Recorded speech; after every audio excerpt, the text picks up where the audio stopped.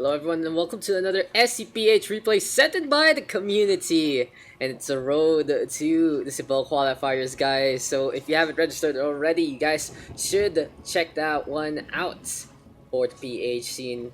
But now we are going to be on a TVP.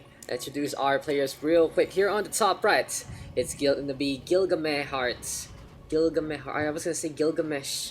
Apparently, he's not going to be the hero of Ancient Times. He's going to be the hero of my heart instead. Here on this right-hand side, sticking with the top right.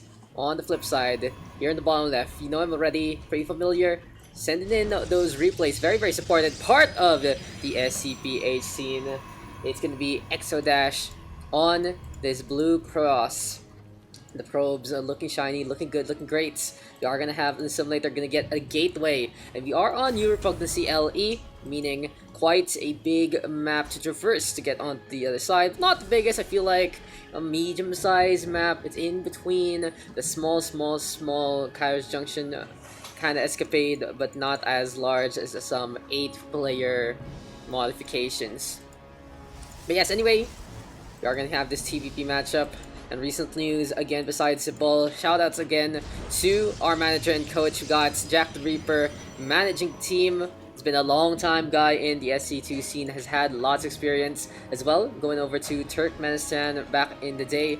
And EXOBlazer, part of the EXO clan, has all been sending some replays from the past. At the same time, going to be someone really good to focus on into our SIBOL future. So yeah, SEA Games, guys.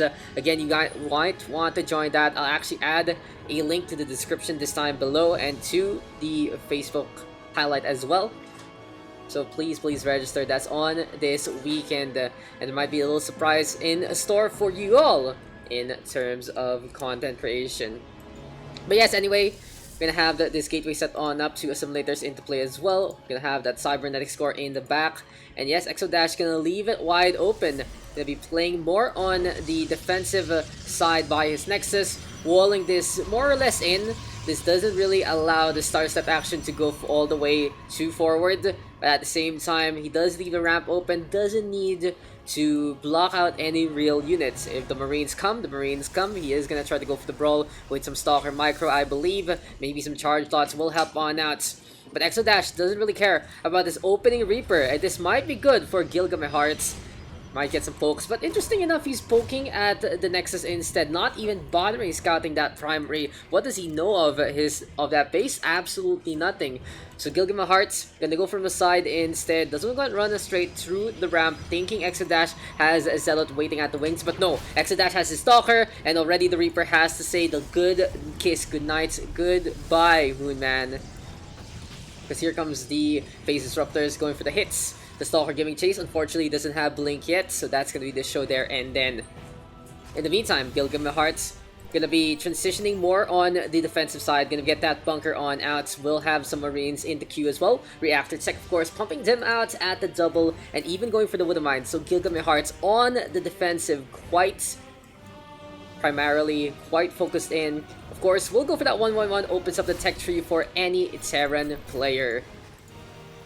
Look at the mirrors and the gas, pretty even for, but we do get a brawl again. Still the Reaper versus the Stalker. The Reaper does get 2 kills apparently. Got some pokes on that natural, so good on the red hand side. What else has been going on in local news? Ender unfortunately found out on the quarterfinals. That was such an almost reverse sweep. That was so close, but no cigar. Down to 0, got it to 2-2, but it seems like Ultralisk are really the best unit Zerga has to offer. Fun things on ZVZ. Interesting, you get actually Neural Parasite the Ultras, right? They have that Frenzied that prevents them from being mind controlled, from being CC'd in the first place. They're just elephants going wild and going for those takedowns.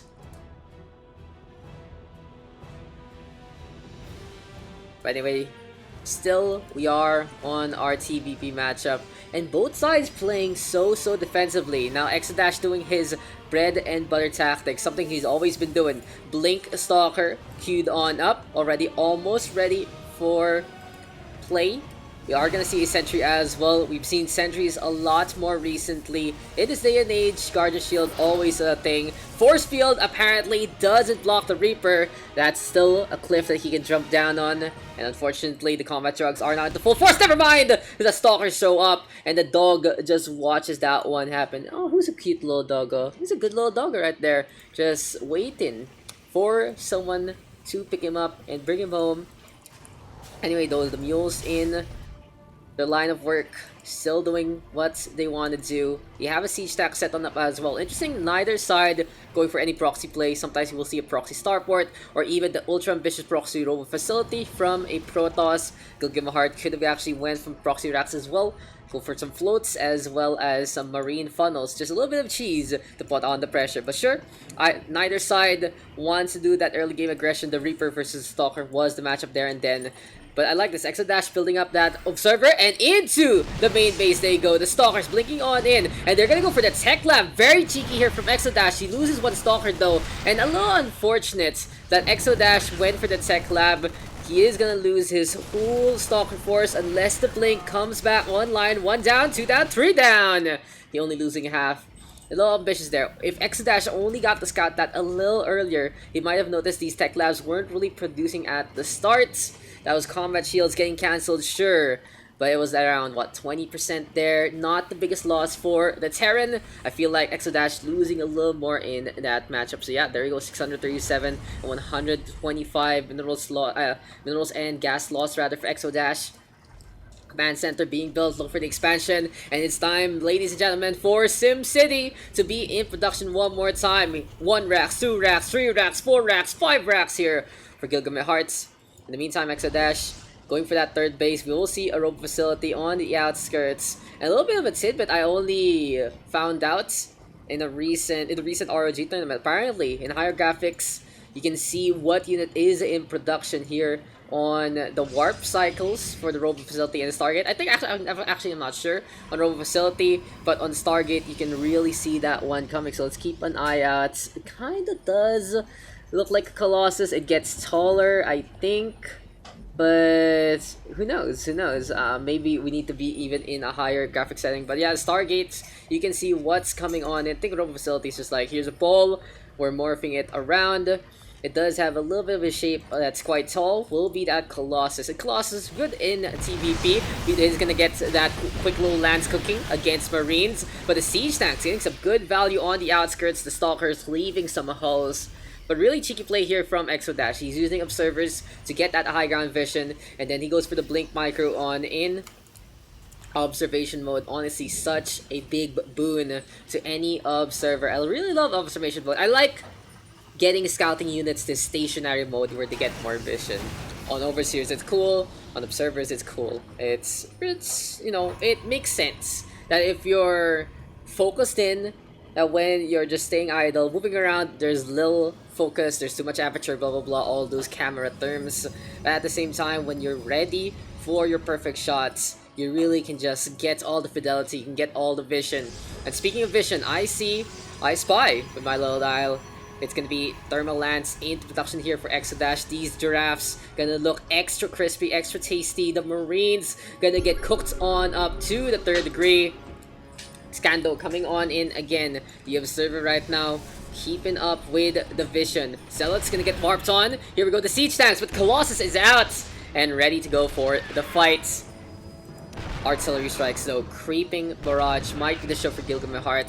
Slow and steady wins the race, but eXoDaSh has had enough, wants to go for the brawl. Guardian shield on point, the Zealots with a charge as well. Beautiful force field, gonna put those Marauders on the flip side. The siege tanks are the focus fire target. Easy mop up here, and now for the side of eXoDaSh, Gilgameheart has to run on away. The Medivacs not really doing much. They only went for the heals, no load whatsoever, no micro there from Gilgameheart, and eXoDaSh easily winning that one out.